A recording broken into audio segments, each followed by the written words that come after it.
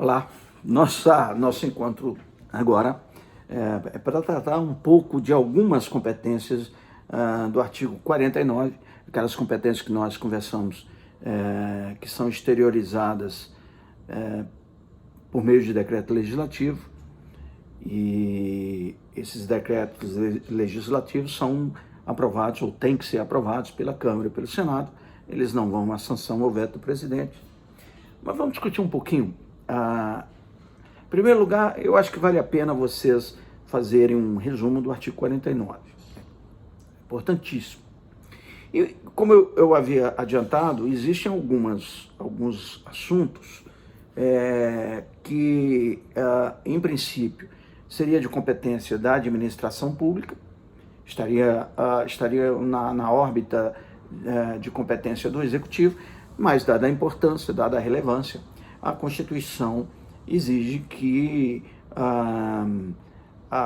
haja uma manifestação do Congresso Nacional, por meio das duas casas. Então veja, vou começar de baixo para cima. Compete às duas casas e depende de um decreto legislativo, caso seja aprovado, dizendo: aprovar previamente a alienação ou concessão de terras públicas com áreas superiores a 2.500 hectares. Muita terra. Eu tenho terras públicas, nós estudamos lá no início do semestre, terras públicas da União, nós estamos tratando aqui de terras públicas da União, e o governo quer vender essas terras. O governo quer vender, se ela tiver uma dimensão de menos de 2.500 hectares, a competência do Executivo, enfim, ele abre um processo para venda, etc. Se nós tivermos uma área de terra superior a 2.500 hectares, para o Executivo vender, ele precisa da autorização do Congresso Nacional. Então, ele quer vender, manda um comunicado, uma mensagem, na verdade, ao Congresso Nacional pedindo autorização. A Câmara começa a tramitar um projeto de decreto legislativo autorizando. Se esse projeto for aprovado, ok, está autorizada a venda de terras com mais de 2.500 hectares. Veja que um pouco acima diz: autorizar em terras indígenas a exploração e o aproveitamento de recursos hídricos e de pesquisas e lavras de riquezas minerais. Nós já também discutimos no início do semestre que as terras ocupadas pelos índios, tradicionalmente ocupadas pelos índios, são terras da União. Perfeito? Essas terras têm o usufruto vitalício dos índios, das comunidades indígenas. Agora, você pode ter recursos minerais nessa terra, e os recursos minerais pertencem à União.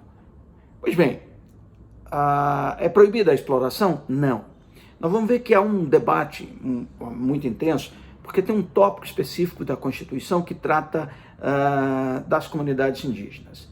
E lá diz que tem que ter uma lei complementar que discipline ou que estabeleça os critérios para a exploração desses recursos em terra indígena.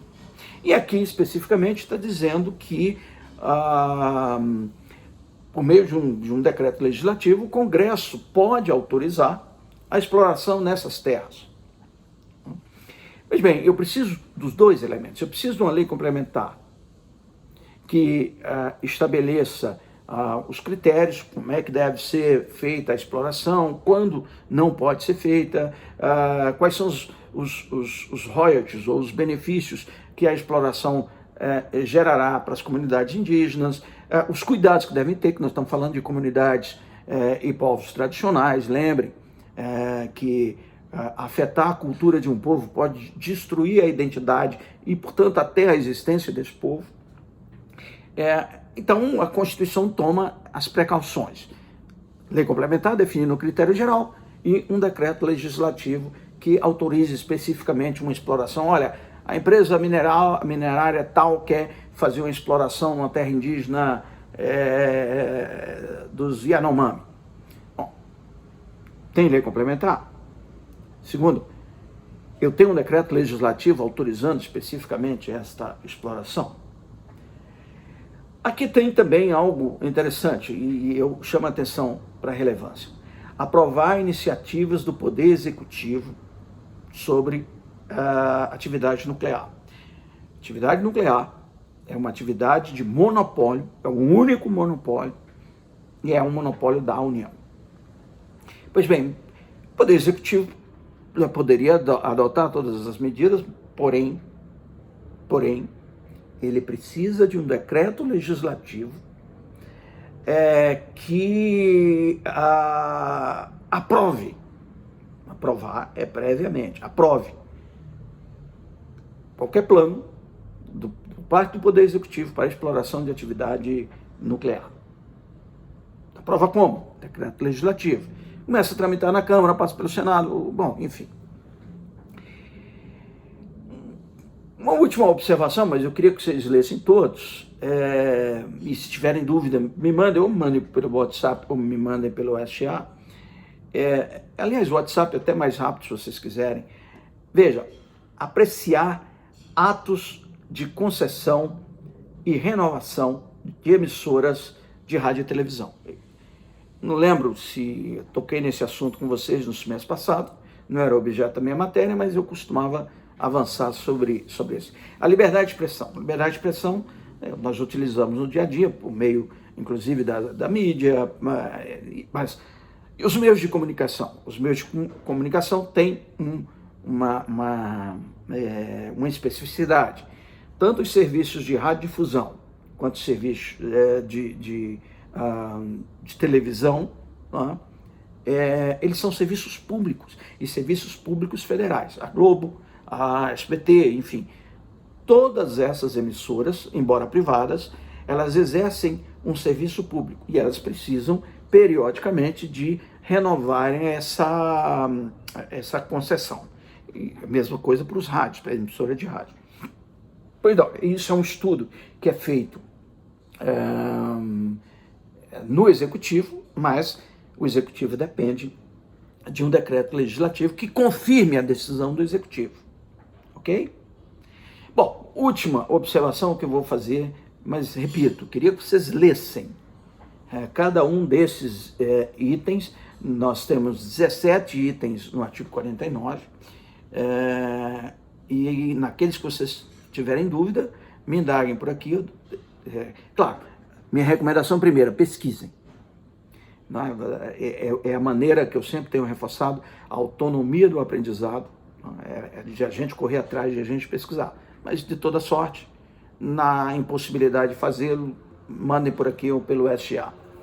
Mas eu quero tratar, para a gente finalizar, para os vídeos não ficar muito longo, o upload desses vídeos tem demorado. Ontem, só para vocês terem ideia, demorou 4 horas para fazer o upload do primeiro vídeo. Mas eu quero tratar de um que é muito importante, imagino que vocês conheçam, pelo menos uma parte, que diz respeito à competência exclusiva do Congresso Nacional para resolver definitivamente sobre tratados, acordos internacionais, etc. Nós não estamos falando aqui de dívida.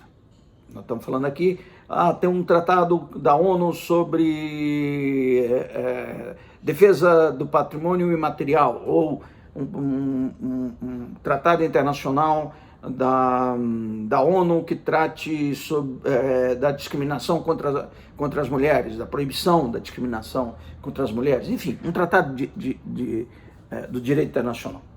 O tratado é de direito internacional. Como é que funciona isso? Como é que o tratado é incorporado à ordem jurídica interna? Bom, o primeiro ato, evidentemente, e aí é um ato do Executivo, do Presidente da República ou do Ministro das Relações Exteriores, quem for autorizado a fazê-lo. Ele vai no organismo internacional, ou se for um contrato que não é do organismo internacional, mas um contrato com vários países, um tratado com vários países, ele vai e assina. Bom, para ter validade, lembrem que havia uma tese de que direito internacional não precisaria de ratificação interna, que é a chamada tese monista. Quer dizer, uma vez que o país assinasse um tratado, aquele tratado já valeria internamente. Mas essa tese monista, ela está no plano ideal. Na prática, nenhum país segue, quer dizer, tirando a Bósnia, que tem uma peculiaridade, mas, via de regra, a teoria que prevalece é dualista. E no Brasil, também é dualista. Então vai lá o executivo, por meio do ministro das Relações Exteriores, ou quem for autorizado a fazê-lo, e assina o tratado.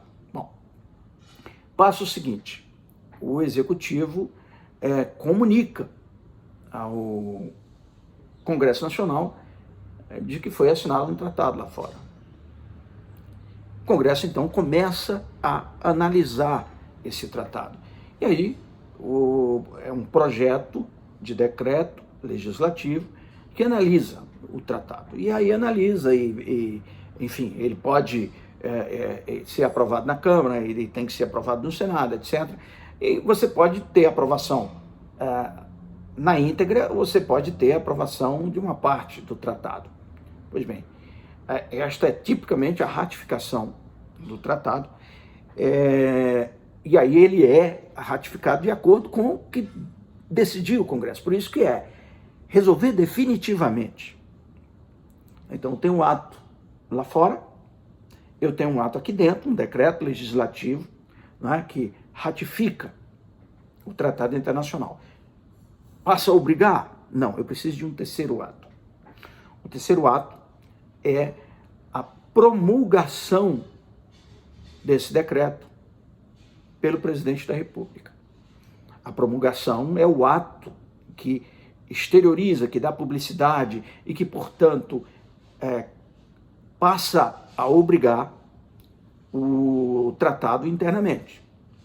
Muito bem, aqui então, portanto, recapitulando no tratado, eu tenho 3 etapas, na verdade eu tenho 4 etapas, se eu olhar também pelo lado do direito internacional, mas o primeiro é a assinatura lá fora do tratado, o segundo é a ratificação do tratado por meio de um decreto legislativo no uso da competência do artigo 49, inciso 1º, o terceiro é a promulgação pelo presidente da República de um decreto que torna aquele tratado obrigatório no território nacional. E o quarto que eu disse é que o Brasil troca documentos com o organismo internacional, com a comunidade internacional, demonstrando o processo de ratificação, etc. Bom, qual é o status que um tratado internacional tem? Vocês estudaram provavelmente em direitos humanos, mas vamos lá. Quando o tratado ele é incorporado ao ordenamento jurídico e é um tratado de direitos humanos, é um tratado que aborda alguns dos temas relacionados a direitos humanos, ele pode ser incorporado como um processo de emenda, então ele vai ter status constitucional. Então, tratado sobre direitos humanos, incorporado com o processo de emenda, ele vale como uma norma constitucional, portanto tem status constitucional. Tratado de direitos humanos que não é incorporado assim, ele não tem a mesma estatura, a mesma hierarquia da Constituição, mas ele estará acima das leis. Significa dizer que este Tratado de Direitos Humanos será infraconstitucional, estará abaixo das leis, e será supralegal, estará acima das leis. Pois bem, e se o tratado não versar sobre direitos humanos? Eu terei nessa hipótese um tratado incorporado ao ordenamento jurídico e que terá força de uma lei ordinária, a estatura de uma lei ordinária. Ok? Por enquanto é só, depois vamos a mais comentários sobre o Poder Legislativo. Um abraço a todos.